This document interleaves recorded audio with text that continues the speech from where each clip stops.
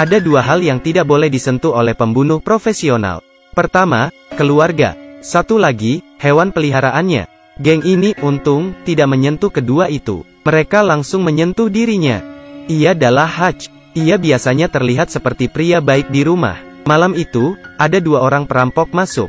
Ia berinisiatif terlihat lemah, dan memberikan perampok mengambil uangnya, dan juga jam tangannya. Ia memperhatikan tato yang ada di tangan perampok itu. Anaknya dari atas langsung menangkap penjahat. Ia mengambil tongkat golf ingin memukulnya.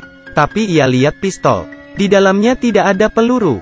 Ia minta anaknya untuk berhenti. Perampok pun kabur. Anaknya bingung dan marah kepadanya. Polisi yang datang juga berkata, "Kalau ini keluarga saya tidak akan melepaskan mereka." Esok harinya, di kantor, adik iparnya juga merendahkan Hutch. Ia bisa menahannya. Sampai di rumah, putrinya bilang gelang gambar kucingnya hilang. Gelangnya ditaruh di piring itu. Setelah tahu, ia langsung keluar rumah. Ia datang ke tempat ayahnya, mengeluarkan senjatanya, dan bilang ke ayahnya ada sedikit masalah. Ayahnya juga mengerti. Ia pergi ke tempat tato. Bosnya orang kejam. Ia mulai menepuk tangannya ke meja. Ia langsung mengeluarkan sejumlah uang. Orang di sebelahnya melihat tatonya. Ada suara bel pintu dan ia bergegas pergi, menguncinya di luar. "Bos mengerti. Ada yang bisa saya bantu? Bawa saya bertemu dengan orang ini." Kedua perampok adalah sepasang suami istri.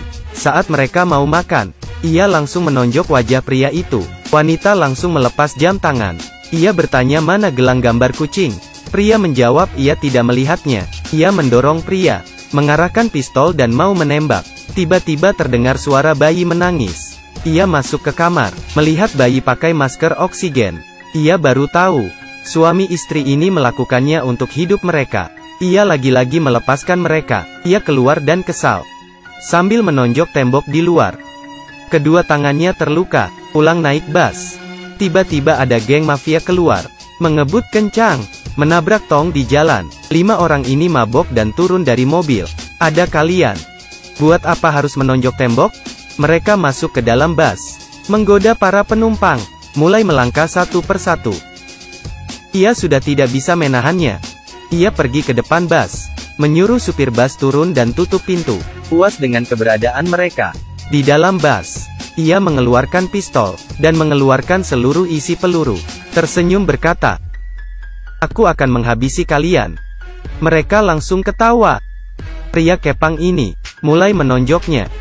Ia pun balas menonjoknya. Di seberangnya ada satu orang lagi, kepalanya terbentur. Ia benar-benar marah.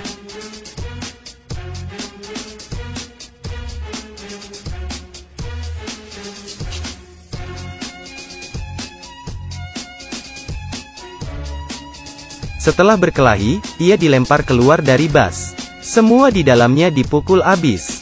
Hidungnya berdarah, giginya copot. "Kamu pikir hanya sampai sini?" Ia bangun lagi, dan masuk ke dalam bus. Hari ini mau menghabisi mereka. Satu persatu ditonjok, dan beberapa ditusuk. Orang ini mulai memasukkan peluru ke dalam pistol. Ia putar badan dan mengambil tiang bus. Pukulan pertama di tangannya. Pukulan kedua langsung pukul kepalanya. Supir bus yang di luar terheran. Setelah selesai, ia mulai pergi.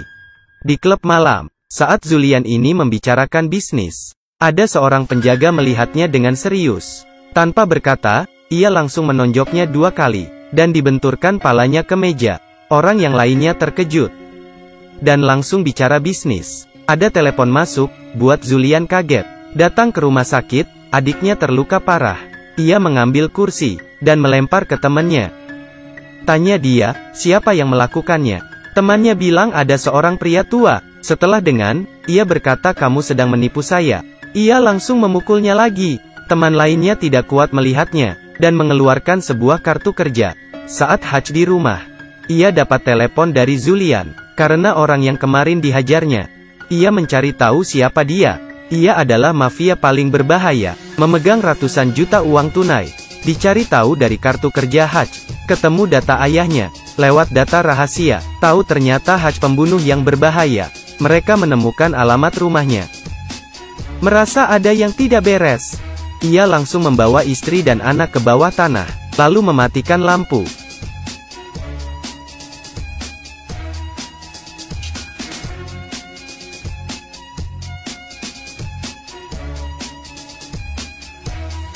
menghajar mereka, tapi ia disetrum dan pingsan. Mereka membawa Hutch ke dalam bagasi, bersiap membawanya ke Julian. Saat ia sadar, ia mulai mencoba melepaskan tangannya, dan membuka apar.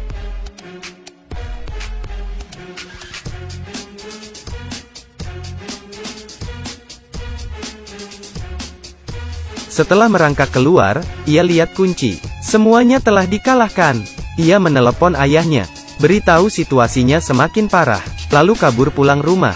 Dari bawah tanah panggil istri dan anaknya, menyuruh mereka pergi. Ia mulai mengeluarkan batang emas, minum bir dan membakar rumahnya, bersiap untuk pertarungan terakhir. Julian menyuruh anak buah ke rumah ayah Hutch. Mereka mengira ia tidur saat mau menembak. Tiba-tiba,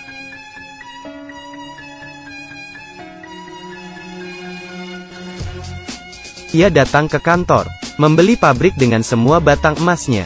Ia mulai membuat jebakan, menyiapkan senjata, mulai merakit jebakan bom, jebakan di lantai. Semuanya sudah siap. Ia membawa bensin, pergi ke klub malam. Julian sedang menari dan menyanyi di panggung. Di tengah nyanyian, ia sambil menembak. Penjaga pintu, monitor, keamanan, semuanya tidak ada tersisa. Ia memasukkan bensin ke dalam tangki, nyalakan api. Semua uang basah karena bensin. Ia mengambil setumpuk uang dan melemparnya ke dalam. Saat Julian sedang menyanyi, ia sadar di depannya adalah Hutch sedang makan steak. Ia turun dari panggung. Di sekitarnya ada 40 lebih pistol. Ia bertanya masih berani datang. Ia mengeluarkan bom, meminta ngobrol berdua. Anak buahnya langsung pergi, dan ia duduk. Hutch bilang uang dia sudah habis terbakar. Kenapa tidak mempertimbangkan buka warnet pas pensiun? Julian langsung marah. Ia juga tidak berani apa-apa karena bom ini. Misinya berhasil dan mulai pergi. Balik ke mobil, dalam 3 detik, Julian mulai mengejar. Hutch melaju. Julian balas dendam. Di jalan sambil menembak. Terpaksa ia harus masuk ke gang. Di depan ada mobil musuh. Di belakang juga ada musuh pegang senjata. Ia cari kesempatan untuk mulai menembak, membelokkan arah, terus melaju. Saat mafia sampai di pabrik, baru turun langsung tertembak di pundak. Dari atas ada rekan satu tim mulai menembak. Di bawah ada ayahnya juga mulai menembak. Di dalam pabrik, ia menggunakan kompresor untuk melepas granat. Temannya mulai menembak jarak dekat. Satu tembakan langsung mengalahkan 3 orang. Ia menggunakan perangkap menembak musuh. Sampai di pabrik, menerbangkan tongkat baja ke arah 2 musuh. Di dalam pabrik, 3 orang terus menembak. Musuh satu persatu terkalahkan. Tersisa Julian bosnya. Hutch sudah tidak ada peluru. Ia pikir ceritanya akan kebalik. Tidak ada yang tahu, Hutch membawa kaca, yang sudah terpasang bom.